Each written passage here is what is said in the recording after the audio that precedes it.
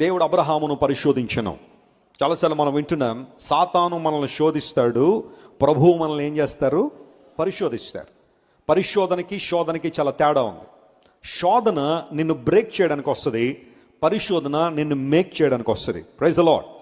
పరిశోధన అనేది నీ శక్తి, నీ విశ్వాసం, నీ బలం, దేవుని పట్ల నీకున్న అమితమైన విధేయతను బహిర్గతం చేయడానికి వస్తుంది. శోధన నిన్ను అన్ని విషయాల్లో కృంగదీయడానికి వస్తుంది. అపవాది మనిషిని శోధిస్తాడు దేవుని దూరం చేయడానికి, కానీ దేవుడు మనల్ని పరిశోధిస్తాడు ఎందుకంటే ఇంకొంచెం దగ్గరగా మనలను ఆయన తీసుకోవడానికి, లేదా ఆయన వైపు మనం రావడానికి దేవుడు మనల్ని పరిశోధిస్తాడు. అబ్రహాము విశ్వాసానికి ఒక పరీక్ష వచ్చింది. నేను మాట చెప్పడానికి ఇష్టపడుతాను, అదేంటంటే if your faith is not tested it just a theory అన్నాడు దేవుని సేవకుడు.